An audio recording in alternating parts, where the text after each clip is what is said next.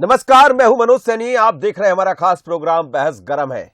मैं आपका बहुत स्वागत है। आप किस मुद्दे पर आज बहस गरम होगी हम आपको बता देते हैं। जाहिर है, गुजरात और हिमाचल प्रदेश के विधानसभा चुनाव के नतीजों ने पूरे देश में बहस छेड़ दी है और वो इस बात पर है कि क्या नतीजों ने 2024 के आम चुनाव का एजेंडा सेट कर दिया है और क्या इसका असर मध्य प्रदेश, छत्तीसगढ़, राजस्थान के 2023 में भी दिखाई देगा।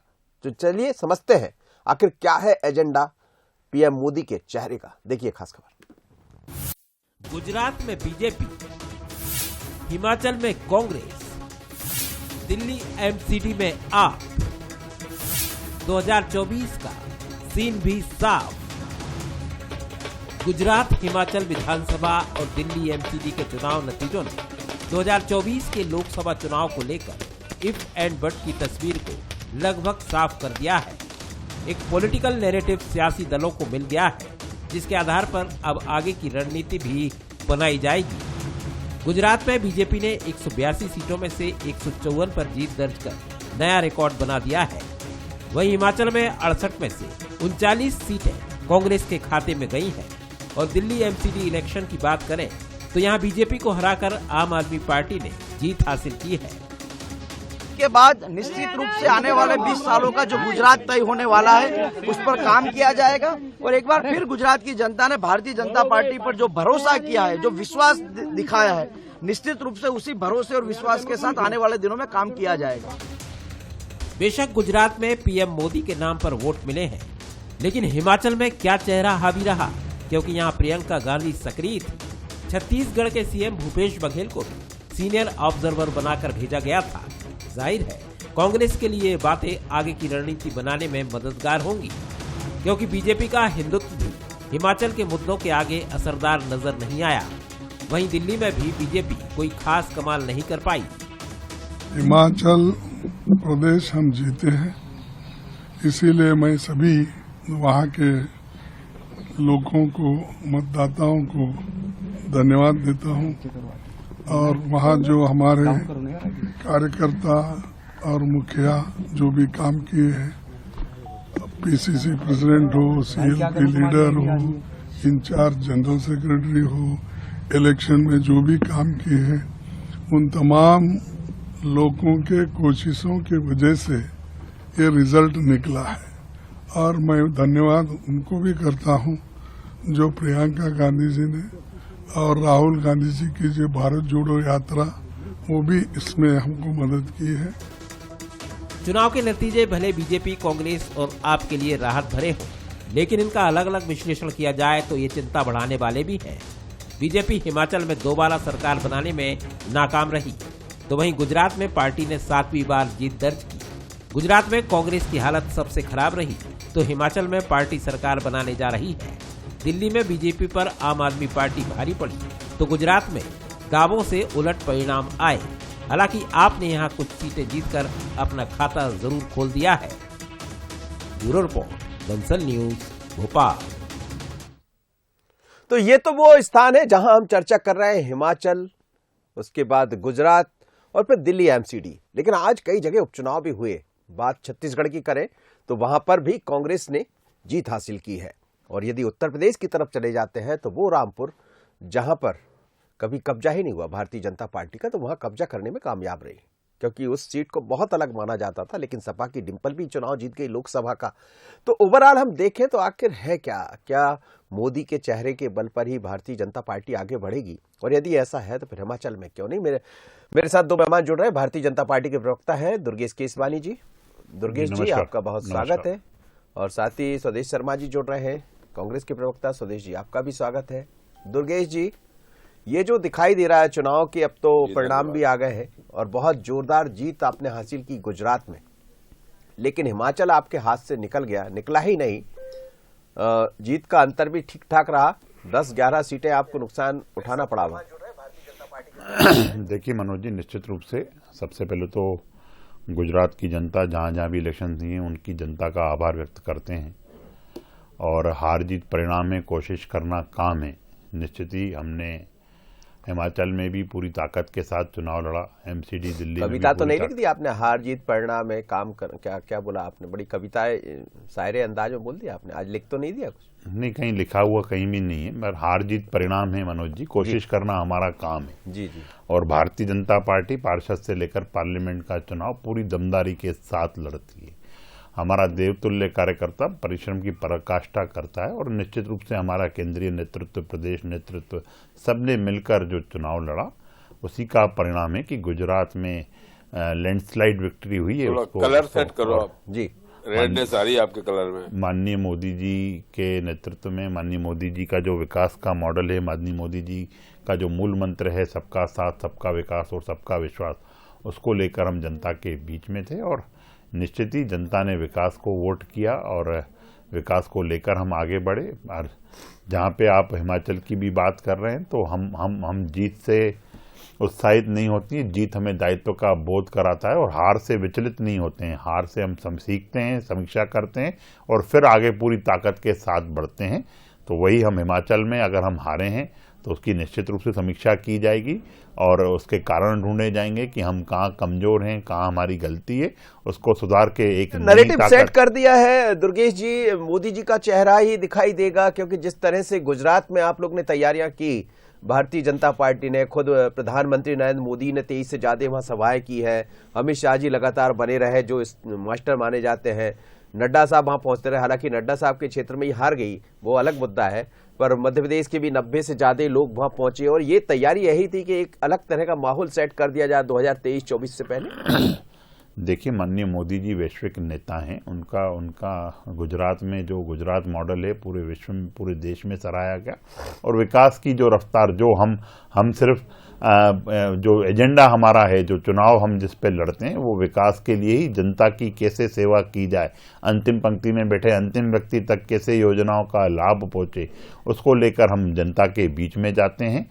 और उसी का ही कारण है कि माननीय मोदी जी, माननीय अमित भाई शाह, माननीय नड्डा जी, हमारा केंद्रीय नेतृत्व, प्रदेश नेतृत्व और देवतुल्य कार्यकर्ता की बदौलत ही आज हम उस एक ऐतिहासिक, एक अद्भुत, एक अविस्मरणीय जीत की ओर हम अग्रसर हुए हैं वहां पे। स्वदेश शर्मा जी, बधाई आपको, आप जीत गए हिमाचल, लेकिन गुजरात में सफाया भी हो गया।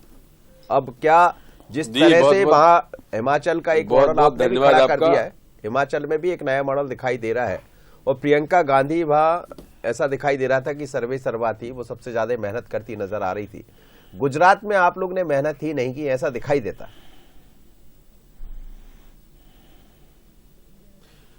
देखिए सैनी साहब, बहुत अच्छा सवाल किया आपने कि मेहनत नहीं की, और मेहनत अगर हमने ना की होती तो आप बताइए हम कैसे हिमाचल जीतते, कैसे हम छत्तीसगढ़ का बाई इलेक्शन जीतते, कैसे हम राजस्थान का बाई इलेक्शन जीतते, और कैसे, और भाजपा की अगर बात करें तो भाजपा नगर निगम एमसीडी हारी है दिल्ली की, और बिहार का वो यूपी मैनपुरी का लोकसभा हारी है, और अपनी एक सरकार खोई है। तो भाजपा को सदमा होना चाहिए, ये खुशी ऊपर फट्टी दिखाने की कोशिश कर रहे हैं। मैं आपको बताऊं, बताइए, जब गुजरात कैंपेनिंग चल रही थी, अगर ये विकास के नाम पर वोट मांगा गया होता तो आप तो विद्वान पत्रकार हैं, आपने देखा होगा और सुना भी होगा जी। माननीय गृह मंत्री अमित शाह ने 10 बार अपने भाषण में 2002 के दंगों को याद दिलाया। अब आप बताइए, ये सांप्रदायिकता फैलाने का काम नहीं है, ये धार्मिक तुष्टीकरण का काम नहीं है। अगर विकास की बात होती तो विकास की बात करते। आधे दर्जन से ज्यादा मंत्रियों के टिकट काट दिए, इसका मतलब है गुड गवर्नेंस नहीं थी। उन्होंने उसको विकास की दृष्टि से लिया कि 2002 के दंगे के बाद यहाँ कोई दंगा नहीं हुआ, इसलिए क्योंकि यहाँ सरकार गुजरात में मोदी के नेतृत्व वाली सरकारें रही है। लगातार जिक्र, देखिए लगातार जिक्र करना उसका और आगे सुरक्षा देने की बात करना, इसका अर्थ ही ये होता है कि आप तुष्टीकरण कर रहे हैं, आप ध्रुवीकरण कर रहे हैं। अगर विकास की बात होती, सरकार ने विकास किया होता, तो आधा दर्जन से अधिक मंत्रियों के टिकट काटना, यहां तक कि वित्त मंत्री तक का टिकट काट देना, ये दर्शाता है कि सरकार में गुड गवर्नेंस नाम की कोई चीज नहीं थी, विकास की कोई बात नहीं थी। और माननीय प्रधानमंत्री महोदय, ये भी देश में पहली बार हुआ है कि रिकॉर्ड है कि कोई प्रधानमंत्री देश का एक ही राज्य में 31 सभाएं करे, 2 शो करे, एक रोड शो तो वोट डालने के बाद वोट का निशान दिखाते हुए रोड शो करे 50 किलोमीटर का, ये बात शर्मनाक है। मतलब माननीय प्रधानमंत्री महोदय को थोड़ी किसी ने रोका था, करनी पड़ी, 29 रैलियां योगी आदित्यनाथ को करनी पड़ी, अमित शाह को करनी पड़ी, 16 मनोज जी और सुनिए साहब, मनोज जी, सुन लीजिए, मुझे लग रहा है कि पार्टी के राष्ट्रीय हमारी मुस्कुराहट, हमारी खुशी, हमारी जो जीत की खुशी है, उसको अगर सुनी लीजिए, फिर आपको जवाब का मौका दे। शांत रहिए पहले, अरे बोल दीजिए, शांत तो हो जाइए सर, बोलिए। क्यों मेरे भैया ऐसे क्यों आप विचलित हो रहे हो? ऐसी कोई बात नहीं कर रहे हो आप। कांग्रेस के पास रटी रटाई बातें होती है, जो बात करती है वही आप कर रहे हो। ऐसी कोई बात नहीं है कि मैं शांत होकर आपको सुन लूं।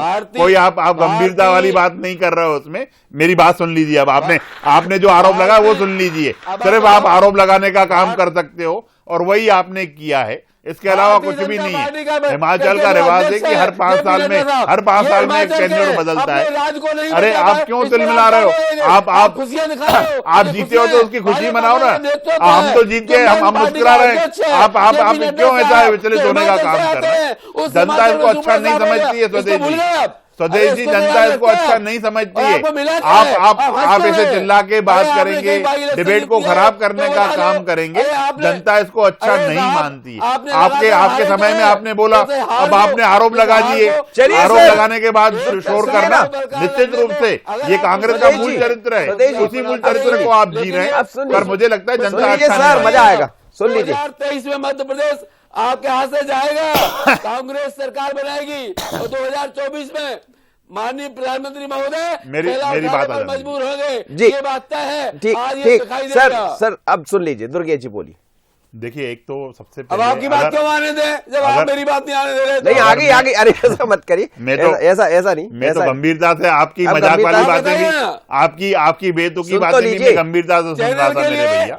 दोनों प्रवक्ता दोनों बराबर, दोनों प्रवक्ताओं को इक्वल आपको बहुत ज्यादा समय दे दिया। नहीं, अब आपको दे रहा हूं। सुन लो। आप बोल रहे हैं कि आप मुस्कुरा रहे हैं, तो निश्चित रूप से जनता ने जो अगले राउंड में ठीक हो जाएगा, उस पर मुस्कुराना तो पड़ेगा ना। जनता ने हमें जनादेश दिया है जी, अगले राउंड में ठीक हो जाएगा। सुन लीजिए, जनता ने हमें जनादेश दिया है, उसका हम शुक्रिया अदा करते हैं जनता का, और निश्चित रूप से हम आगे बढ़ेंगे। अगर आप इतना उत्साहित हो जाएंगे तो मुझे लगता है कि वो उत्साह आपको दिक्कत देगा मेरे भैया। ये कोई बहुत बड़ी विक्ट्री नहीं है। आप एमसीडी का एग्जांपल दे रहे हैं। एमसीडी में आप खड़े कहाँ हैं? 2 डिजिट में नहीं खड़े हैं ये लोग। उसके बाद ये इतना उत्साहित हो रहे हैं। और हिमाचल में आपका प्रदर्शन थोड़ा सा अच्छा रहा है, अपनी सरकार गंवा बैठे, वो अच्छा रहा है आपका, ठीक है, थोड़ा सा अच्छा रहा है, पर हम लोग भी एक मुख्य विपक्षी दल के रूप में अगर आप जनता से अन्याय करोगे, जैसा आपने 15 महीने में मध्य प्रदेश में किया, छत्तीसगढ़ में आप अन्याय कर रहे हो, तो उसका मुंह तोड़ जवाब दिया जाएगा। हम फेसबुक ट्विटर वाले लोग नहीं है, हम तो जनता के दुख में, दर्द में, तकलीफ में खड़े होने वाले लोग हैं और हम उसको लेके आगे बढ़ेंगे। जी, बात आप इतना उत्साहित हो रहे हैं, इसीलिए की बात कर रहे हैं। सर, अब आ जाइए, दंगों को छोड़ दीजिए, वो दंगों की बात खत्म कर दीजिए। स्वदेश खत्म कर दी ना। तो विकास की उनको लग रहा है उन्होंने काम किया, इसलिए वो बार बार जिक्र करते। फिर जनता को यदि ये पसंद आ रहा है तो जनता वोट दे रही है। 156 सीटें जीती, 156। सर, ये मनोज जी निश्चित रूप से ये विचलित हो रहे हैं। इनको ये जीत इनकी जीत नहीं है, इसलिए ये खुश नहीं हो पा रहे हैं। हम तो निश्चित रूप से जनादेश को स्वीकारने वाले लोग हैं। जहां पे हम हारे हैं, अगर हम हारे हैं तो मैंने आपको बैठते से ही बताया, हम उसकी समीक्षा करेंगे, हम गलतियों को सुधारेंगे, हम आगे बढ़ेंगे, हम पीछे इनकी तरह नहीं होते जाएंगे। जो ये वो लोग हैं, ये वही लोग हैं। सुनिए ना अब स्वदेश जी, एक बार चर्चा हो जाने दीजिए, एक बार चर्चा हो जाए। आप दोनों मेहमान समझिए, मेरी बात नहीं, हम आपको चिल्लाने का पूरा अवसर नहीं, आप हमें नहीं चिल्लाना है, हमें नहीं चिल्लाना 2 है। मिनट चर्चा कर हमें लीजिए। डिबेट खराब चर्चा नहीं कर करनी लीजिए है। दोनों में। हमारे पास तर्क है, हम तर्क रख के बात करेंगे। चिल्ला जोड़ में हम विश्वास नहीं रखते। इसलिए आपको लोग बड़ी गंभीरता से देखते हैं इस बहस को, लोग बड़ी गंभीरता से। मेरी आवाज को दबा रहे हैं। बस नहीं, ठीक है मैंने कोई सर, दबाने का एक काम बार नहीं किया। सवाल का जवाब मुझे दोनों आप दे दीजिए, एक एक सवाल का जवाब। क्या दुर्गेश जी, जिस तरह आपने भारतीय जनता पार्टी ने गुजरात में तैयारियां की लेकिन कुछ जगह हार हुई, जिस पर अभी थोड़ी देर पहले मेरी आपसे बात हो रही थी, सवाल यह है कि वही चेहरा, वही प्रधानमंत्री नरेंद्र मोदी का चेहरा जिस तरह से आप लेकर आ रहे हैं, उसी चेहरे के सहारे आगे बढ़ने वाले? दुर्गेश जी देखिए मनोज जी, हमारा जो राष्ट्रीय नेतृत्व है, प्रदेश नेतृत्व है, कार्यकर्ता मिलके हम बड़ी गंभीरता से चुनाव लड़ते हैं। और निश्चित रूप से आने वाले समय में भी आप देखेंगे कि जैसे हम गुजरात में लैंडस्लाइड विक्ट्री करके आए हैं, निश्चित ही पूरे देश में और भी जहां पे हमारी चुनाव होंगे, पूरी ताकत के साथ हमारा प्रदेश नेतृत्व, केंद्रीय नेतृत्व और साथ साथ हमारे जो कार्यकर्ता लग के चुनाव लड़ते हैं, वही फार्मूला हम सब जगह अपनाते हैं और हम जनता की सेवा करते हैं। हम विकास के एजेंडे पे हम जनता के बीच में जाते हैं। अगर हमने प्रधानमंत्री आवास योजना में अगर आवास दिए तो हमने उसकी बात रखी, जनता के सामने उन बातों को रखा। हमने स्वच्छता मिशन के तहत अगर कोई काम की तो हमने उसकी बात रखी। उज्ज्वला योजना प्रदेश सरकार की जो योजना है, उसको लेकर हम जनता के बीच में जाते हैं। ठीक है, भारतीय जनता पार्टी विकास को लेकर आगे बढ़ती है। ठीक आप है, आरव देखेंगे बसोदे जी बस 30 सेकंड। धार्मिकता को लेकर भी जो हमारे टूरिज्म के थे स्पॉट्स, हम लोगों ने कैसे उसका जीर्णोद्धार किया, कैसे आज उन चीजों को लेकर देश भर में विदेश से सैलानियों का आना शुरू हुआ। तो हम एक विकास के रोल मॉडल को लेके जनता के बीच में माननीय मोदी जी के, अमित शाह जी के, नड्डा जी के साथ प्रदेश में हम मध्य प्रदेश की अगर जैसे हमारे विपक्ष के साथ ही बात कर रहे थे तो मुख्यमंत्री शिवराज जी चौहान जी के साथ, वीडी शर्मा जी के साथ, अनेक हमारे नरोत्तम मिश्रा जी हैं, कमल पटेल जी, अनेक नेताओं के साथ हम जनता के बीच में रहेंगे। जो हमने विकास किए उस विकास की हम बात करते हैं। विकास की मूल मंत्र है उसको ही लेके हम जनता विकास के मुद्दे पर। सुदेश शर्मा जी, मेरा सीधा आपसे यही सवाल है, जैसे उनके यहाँ चेहरा बहुत स्पष्ट दिखाई दे रहा है, मैंने आपसे वही शुरुआत में कहा था, प्रियंका गांधी ने वहां पर मेहनत की, ऐसा दिखाई दिया। छत्तीसगढ़ के मुख्यमंत्री वहां के ऑब्जर्वर बने और वो जो एक टीम जिस तरह से काम किया वो गुजरात में नहीं किया आपने।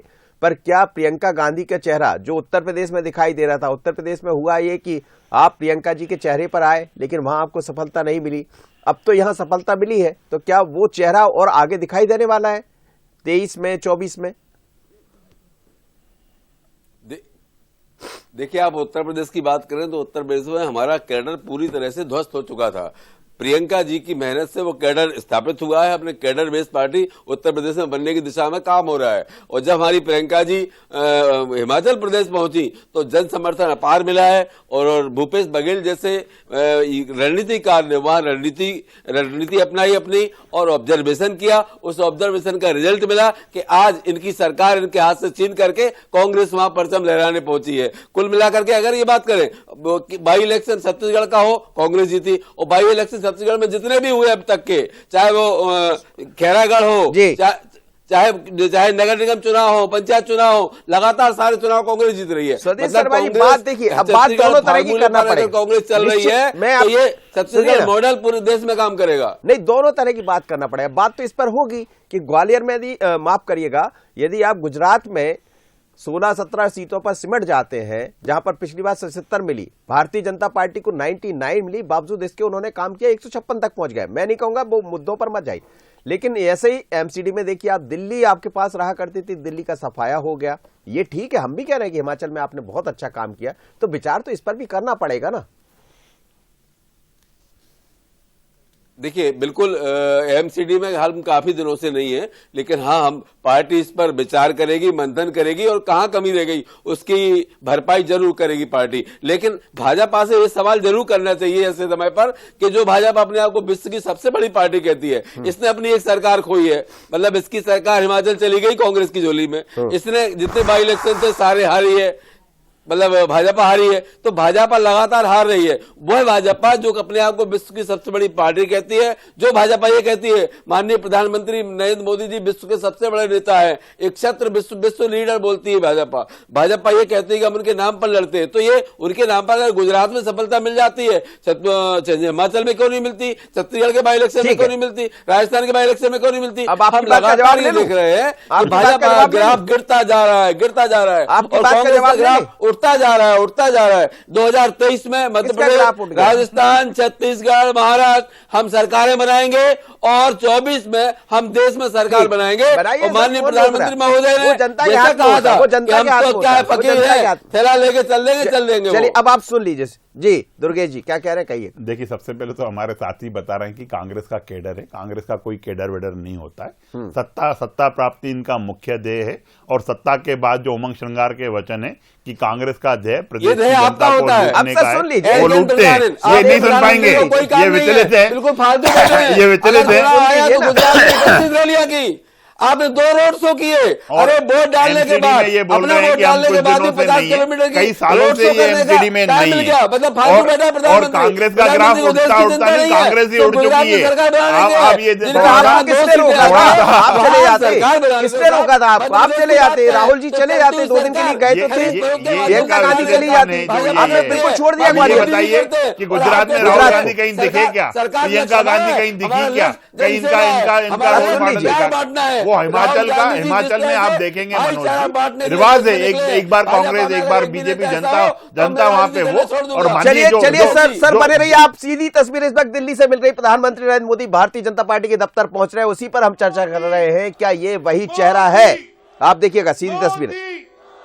मोदी मोदी मोदी मोदी मोदी, ये दिल्ली की तस्वीर है। मोदी प्रधानमंत्री नरेंद्र मोदी बीजेपी मुख्यालय से सीधे लाए। भारत माता की वंदे वंदे वंदे वंदे।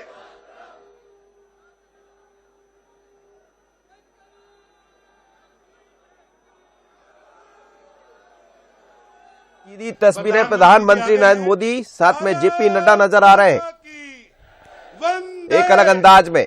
मोदी मोदी मोदी मोदी मोदी मोदी जी मोदी मोदी, भारत माता की। सीधी तस्वीर। दुर्गेश जी ये जो तस्वीरें हैं ये यही बयां कर रही है आगे की रणनीति। दुर्गेश जी देखिए, निश्चित रूप से माननीय मोदी जी वैश्विक नेता हैं, पूरे विश्व में उनको सराहा जाता है, पूरा विश्व उनकी नज़र उनकी तरफ देखता है।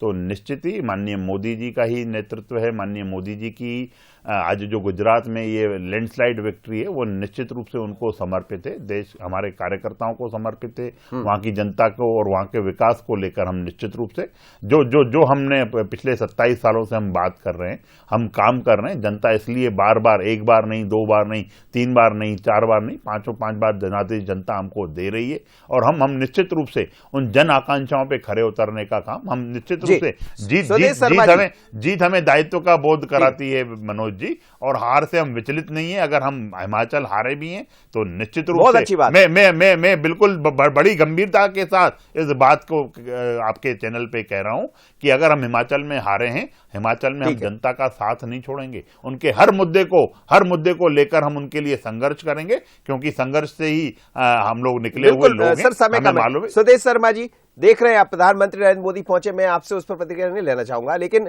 निश्चित रूप से बीजेपी यदि जीतती है तो उस पर भी विचार करती है, हारती है तो उस पर भी। और उसका उदाहरण है कि यदि वो 99 लेकर आई थी तो 156 तक पहुंची गुजरात में, और यदि हिमाचल में हार मिली तो जाहिर सी बात है उस पर करेंगे। लेकिन विचार आपको भी करना होता है, विचार उनको भी करना होता है, चाहे बीजेपी हो या कांग्रेस। गड़बड़ ये हो जाती है कि आप 77 से 16-18 पर आ जाते हैं, और यदि वो गुजरात में हारे हैं तो आगे उस पर काम करेंगे। काम करने की जरूरत होती है।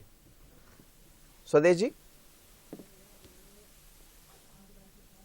देखिए सैनी साहब, जैसे माननीय प्रधानमंत्री महोदय लगातार कहते रहे हमें कांग्रेस मुक्त भारत चाहिए, हमें विपक्ष मुक्त भारत चाहिए, जनता ने इसका माकूल जवाब उनको दिया है। उनको उनकी जनता ने आपको जवाब दिया है, आप कहाँ पे खड़े हो गए, कहाँ पे किस जगह पे खड़े हो, ये तो देख लो। प्रधानमंत्री जितना आक्रोशित करते जाए, तो हम ये चाहते हैं कि थोड़ा सा आप ये भी अगर जीत का श्रेय आप मोदी जी को दे रहे हो गुजरात में, तो हिमाचल का हार का श्रेय मोदी जी को दे रहे हैं कि नहीं दे रहे हैं, ये तो बता दीजिए। देखिए भारतीय जनता पार्टी ने इनकी बात का जवाब देने दीजिए, ये बात का जवाब दे दीजिए, जवाब देने चाहती भाई, बोल दीजिए। हम हमेशा से ही हिमाचल हमारे भाजपा के जो निर्णय होते हैं सामूहिक होते हैं और सामूहिकता के रूप में हम आगे बढ़ते हैं। और निश्चित रूप से मैंने तो अभी बैठते से ही स्वीकार किया कि गुजरात में मोदी जी, अमित शाह जी, जेपी नड्डा। ये तो सीधी तस्वीरें आप देख रहे थे, लेकिन ये उसी का हिस्सा है। आज गुजरात हिमाचल में चुनाव हुए हैं, एक जगह भारतीय जनता पार्टी की सरकार बनी, एक जगह कांग्रेस की, लेकिन कुछ परिणाम ऐसे हैं जो दोनों ही पार्टी को सोचने को मजबूर भी करते हैं। पर गुजरात की विक्ट्री से क्या 2023-24 की एजेंडा तय कर दिया है भारतीय जनता पार्टी ने, और क्या हिमाचल की विक्ट्री से प्रियंका गांधी एक बार फिर नजर आएगी? आप दोनों मेहमानों का बहुत बहुत धन्यवाद, दुर्गेश जी और स्वदेश जी।